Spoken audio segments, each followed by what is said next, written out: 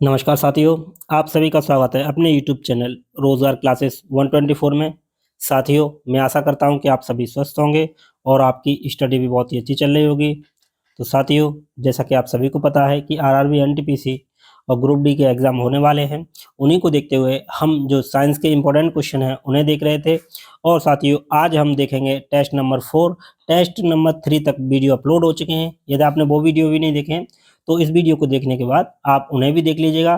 साथियों, ये जो हम टेस्ट सीरीज चला रहे हैं इससे आपको एग्जाम में बहुत ही हेल्प मिलेगी। तो चलिए साथियों, देर ना करते हुए वीडियो स्टार्ट करते हैं। और साथियों, यदि आपको वीडियो अच्छा लगता हो तो प्लीज़ लाइक, शेयर और सब्सक्राइब करना ना भूलिएगा। तो चलिए वीडियो स्टार्ट करते हैं। पहला क्वेश्चन है कि निम्नलिखित में से कौन सा वायु प्रदूषक नहीं है। तो साथियों, वायु प्रदूषक कौन कौन से होते हैं? जैसे कार्बन मोनोऑक्साइड हो गया, H2S हो गया, सल्फर डाइऑक्साइड हो गया। तो इसका पूछा है कि नहीं है, तो ऑक्सीजन इसका सही आंसर हो जाएगा। यानी जो ऑक्सीजन है वो वायु प्रदूषक नहीं है। तो इसका सही आंसर है ऑप्शन सी। चलिए क्वेश्चन नंबर 2 देख लेते हैं। प्रथम जीव की उत्पत्ति हुई थी। ऑप्शन ए पृथ्वी पर, हवा में, इसी जल में या किसी अन्य ग्रह पर। तो साथियों, जो प्रथम जीव की जो उत्पत्ति हुई थी वो समुद्र में हुई थी, यानी समुद्र की गहराइयों में हुई थी। यानी इसका सही आंसर हो जाएगा जल में। यानी जो नीलहर शैवाल थे, साइनोबैक्टीरिया थे, उनकी प्रथम जीव की उत्पत्ति हुई थी। तो इसका सही आंसर है ऑप्शन सी, जल में। चलिए तीसरा नंबर क्वेश्चन देख लेते हैं। क्वेश्चन कह रहा है साथियों, जीव की उत्पत्ति जीव से होती है, इस कथन का जो सत्यापन किया था वो किसने किया था? यानी किसने कहा था कि जो जीव की उत्पत्ति है वो जीव के द्वारा होती है? तो ये कहा था साथियों ओपेरन ने। ओपेरन ने कहा था कि जो जीव की उत्पत्ति है वो अकार्बनिक पदार्थों से मिलकर बनी हुई होती है। तो इसका सही आंसर हो जाएगा option D, operon. Robert Hooke ने किस कोशिका की खोज की थी? 1665 में। और लुई पास्चर ने, इसको बहुत बार क्वेश्चन देख चुके हैं, लुई पास्चर ने रेबीज के टीके की खोज की थी। चलिए चौथा प्रश्न देख लेते हैं। चौथा प्रश्न है कि पौधे के किस भाग से कॉफी प्राप्त की जाती है? तो ऑप्शन है फूलों से या बीजों से या पत्तियों से या फलों से। तो जो पौधे के जो बीज होते हैं उनसे कॉफी प्राप्त की जाती है, तो बी इसका सही आंसर हो जाएगा। चलिए पांचवा प्रश्न देख लेते हैं साथियों। पांचवा प्रश्न कह रहा है कि निकोटीन पाया जाता है। तो निकोटीन किस में पाया जाता है? तो निकोटीन पाया जाता है तंबाकू की पत्तियों में। और कॉफी के बीजों में पाया जाता है कॉफी के बीजों में कैफीन पाया जाता है। तो बी इसका सही आंसर है। चलिए छठा प्रश्न, ये साथियों इंपॉर्टेंट क्वेश्चन है, ये मोस्टली एग्जाम में पूछा जाता है कि कीटवच्ची पौधा है। तो ऑप्शन ए अमरवेल, बी ड्रोसेरा या सी गुलाब या डी नागफनी। तो जो कीटवच्ची पौधे होते हैं देख लेते हैं कौन कौन से होते हैं। तो जो कीटवच्ची पौधे होते हैं तो उनमें है पिचर प्लांट, ड्रोसेरा और वाटरवर्ड्स। तो इसका सही आंसर हो जाएगा ऑप्शन बी, ड्रोसेरा।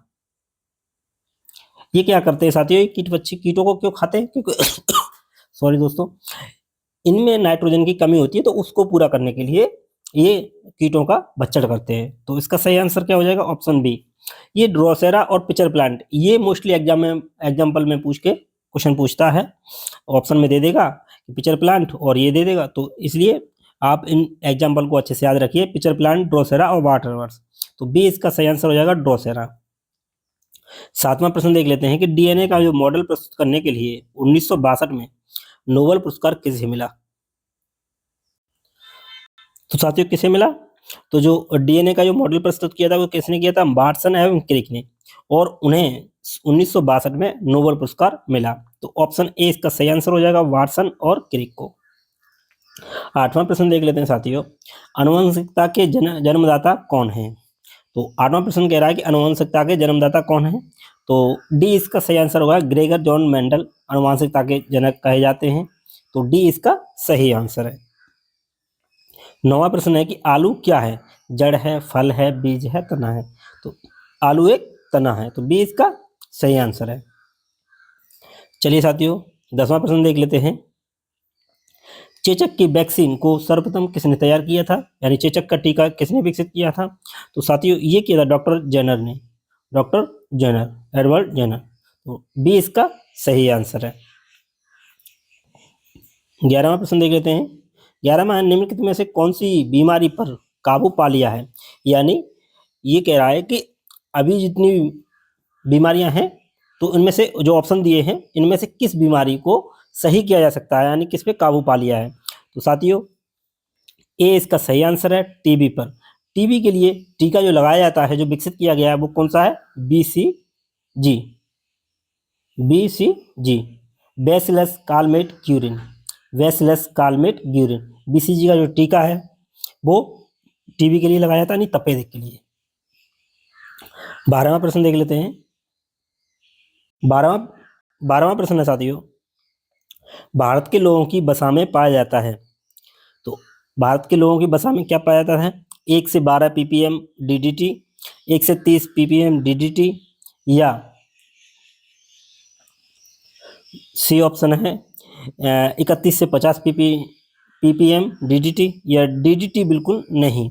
तो इसका जो सही आंसर हो जाएगा साथियों ऑप्शन बी, यानी 1 से 30 ppm DDT। बी इसका सही आंसर है। भारत के लोगों की वसा में जो पाया जाता है वो 1 से 30 ppm DDT पाया जाता है। चलिए नेक्स्ट प्रश्न देख लेते हैं साथियों। 13वां प्रश्न है कि प्राकृतिक कीटनाशक एजाडिरकटिन प्राप्त होता है, किससे प्राप्त होता है? तो प्राकृतिक कीटनाशक है तो साथियों वो होता है ऑप्शन बी, नीम से। तो बी इसका सही आंसर है। जो एजाडिरकटिन जो प्राप्त होता है वो प्राप्त होता है नीम से। 14वां प्रश्न देख लेते हैं। एंटीबायोटिक हैं, तो एंटीबायोटिक होती हैं क्या? दवाएं होती हैं, तो बी इसका सही आंसर है। 15वां प्रश्न देख लेते हैं। निम्नलिखित में से कौन दूध को दही में बनाता है? तो एक बैक्टीरिया होता है, तो बैक्टीरिया कौन सा? लैक्टोबैसिलस। बी इसका सही आंसर है। लैक्टोबैसिलस है वो दूध को दही में परिवर्तित करता है, तो बी इसका सही आंसर हो जाएगा।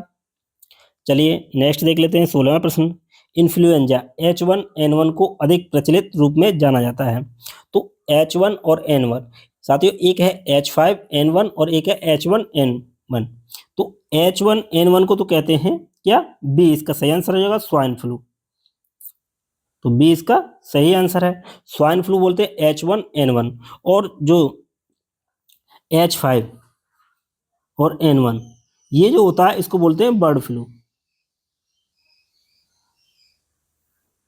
Bird flu.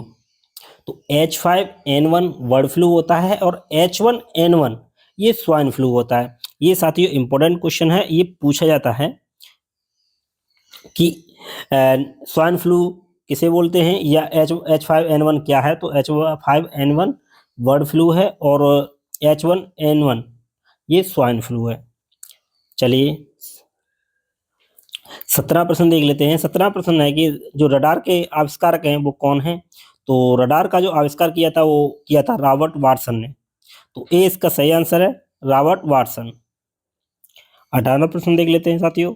मनुष्य में एफ्लाटॉक्सिन खाद्य विषाक्तन द्वारा सामान्यतः कौन सा अंग प्राप्त होता है? तो एफ्लाटॉक्सिन जो खाद्य विषाक्तन है उसके द्वारा जो मानव शरीर का यकृत प्रभावित होता है, तो डी इसका सही आंसर है। तो 18वां का सही आंसर क्या हो जाएगा? डी, लीवर यानी यकृत। 19वां प्रश्न देख लेते हैं साथियों। जिस क्वेश्चन का एक्सप्लेनेशन जरूरी है उसको एक्सप्लेन कर देते हैं। 19वां प्रश्न देख लेते हैं कि निम्नलिखित में से किस विटामिन में कोबाल्ट पाया जाता है? तो साथियों हम पिछले वीडियो में देख चुके हैं कि विटामिन B1, B2, B3 इनके नाम क्या हैं। तो B1 का नाम क्या है? थायमिन है। B2 का राइबोफ्लोविन है, फ्लोविन। B12 का कोबालमिन, और B6 का पायरिडॉक्सिन। तो B12 में ही आ रहा है कोबाल्ट यानी कोबालमिन, तो कोबाल्ट पाया जाता है किसमें? B12 में, तो डी इसका सही आंसर हो जाएगा। तो 19वें का क्वेश्चन का जो आंसर है वो ऑप्शन डी, विटामिन B12। चलिए नेक्स्ट देखते हैं। इनमें से रक्त दाब का मापक यंत्र कौन है? तो साथियों ऑप्शन जो ए है वो स्फेरोमीटर है। ये क्या मापता है? तो स्फेरोमीटर जो गोलाकार जो वस्तुएं होती हैं यानी जो गोलाकार जो वस्तुएं उनकी त्रिज्या यानी रेडियस मापता है। और एनीमीटर ये वायु का वेग,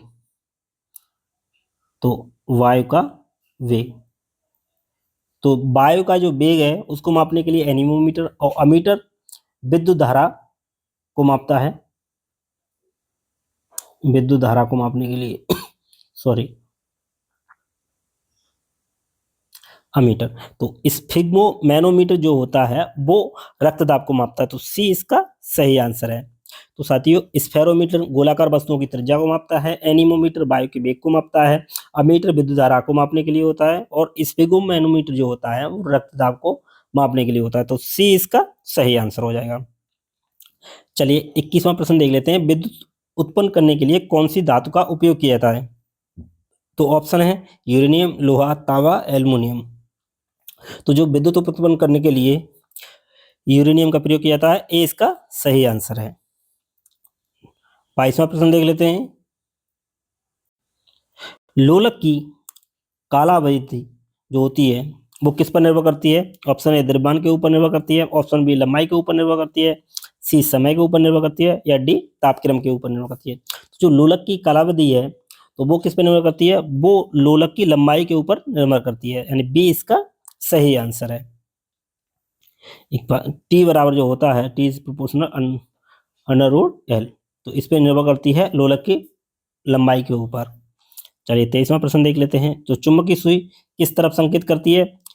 तो इसका सही आंसर है ऑप्शन सी, जो आपको पता है कि नॉर्थ से साउथ की ओर चुंबकीय सुई ठहरती है, तो सी इसका सही आंसर है, उत्तर यानी नॉर्थ। चलिए नेक्स्ट प्रश्न देख लेते हैं। 24वां प्रश्न है कि श्वेत प्रकाश को नली में कैसे पैदा करते हैं?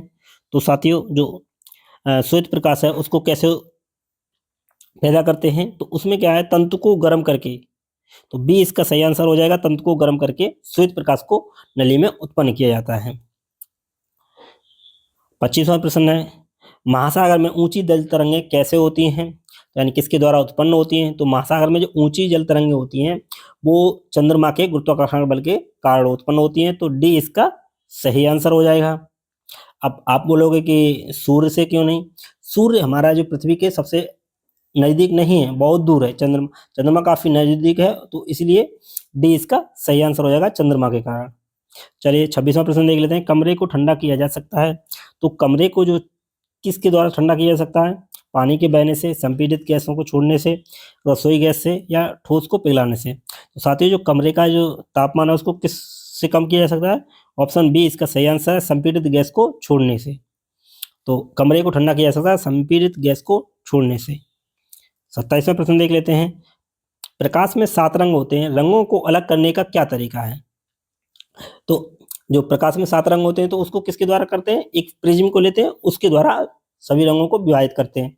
यानी एक प्रिज्म होता है तो उसमें एक किरण जाती है और ये सभी रंगों में विभाजित हो जाता है, 7 रंगों में। तो ये इसका सही आंसर है, एक प्रिज्म से रंगों को अलग किया जाता है, फिल्टर के द्वारा नहीं है, पौधों के रंगों को अलग कर, ये भी सही नहीं है, बस ये इसका सही आंसर है। एक प्रिज्म से रंगों को अलग किया जाता है, यानी प्रिज्म से प्रकाश को गुजारते हैं और सभी अलग अलग रंगों में विभक्त हो जाता है। 28वां प्रश्न देख लेते हैं। सूर्य ग्रहण तब होता है जब चंद्रमा बीच में हो, पृथ्वी बीच में हो, सूर्य बीच में हो, और सूर्य, चंद्रमा व पृथ्वी एक सीधी रेखा में हो, लेकिन बृहस्पति उस रेखा में ना हो। तो साथियों, बृहस्पति से मतलब है नहीं। जो सूर्य ग्रहण होता है ये कब होता है? जब सूर्य यानी सन और अर्थ इसके बीच में क्या आ जाए? चंद्रमा आ जाए, यानी मून आ जाए, तब सूर्य ग्रहण होगा। और चंद्र ग्रहण कब होगा? चंद्र ग्रहण होगा सन और मून इसके बीच में अर्थ आ जाए, तब होगा ये चंद्र ग्रहण। तो ए इसका सही आंसर हो जाएगा, चंद्रमा बीच में हो। चलिए साथियों नेक्स्ट देख लेते हैं। नेक्स्ट है साथियों, सबसे छोटा दिन कब होता है? तो 29वां प्रश्न है, जो सबसे छोटा दिन होता है वो होता है 22 दिसंबर को, यानी 21 या 22 दिसंबर दोनों को होता है। तो बी मतलब सॉरी ए इसका सही आंसर है 22 दिसंबर। नेक्स्ट है, सोने को घोला जा सकता है किसमें? सल्फ्यूरिक एसिड में, नाइट्रिक एसिड में, या 3 भाग हाइड्रोक्लोरिक अम्ल तथा 1 भाग नाइट्रिक अम्ल। डी है इसका हाइड्रोक्लोरिक एसिड। तो साथियों हम देख चुके हैं जो सोना है यानी गोल्ड है उसको किसमें घोला जा सकता है? तो इसका जो सूत्र है वो क्या है? HCl plus HNO3। तो HCl कितना होता है? HCl 3 भाग होता है और HNO3 1 भाग होता है। तो यही इसका सही आंसर इसका इसी में दिया है, 3 भाग हाइड्रोक्लोरिक अम्ल और 1 भाग नाइट्रिक अम्ल, यानी जो HCl है वो 3 भाग होगा और HNO 1 भाग होगा। तो सी इसका सही आंसर हो जाएगा। इसको साथियों एक्वा रजिया बोलते हैं, एक्वा रजिया।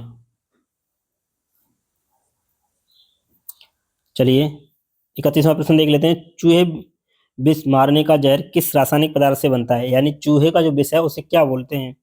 तो साथियों उसको बोलते हैं जिंक फॉस्फाइड। सी इसका सही आंसर है, ये भी इंपॉर्टेंट क्वेश्चन, जिंक फॉस्फाइड। 32वां प्रश्न है साथियों, यही अंतिम प्रश्न है।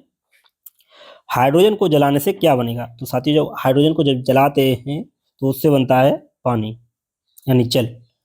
डी इसका सही आंसर हो जाएगा, हाइड्रोजन को जलाने से जल बनेगा। तो डी इसका सही आंसर है। तो साथियों इसी के साथ यह वीडियो यहीं समाप्त होता है। और साथियों वीडियो अच्छा लगा तो प्लीज़ लाइक शेयर सब्सक्राइब करना ना भूलिएगा। साथियों हम स्पीडी के माध्यम से साइंस को इसीलिए देख रहे हैं क्योंकि यहाँ से जो स्पीडी से मोस्टली क्वेश्चन पूछे जाते हैं आरआरबी ग्रुप डी में। तो साथियों यदि वीडियो अच्छा लगे तो प्लीज़ लाइक शेयर सब्सक्राइब करना ना भूलिएगा। तो इसी के साथ ये वीडियो यहीं समाप्त करते हैं। Thanks for watching.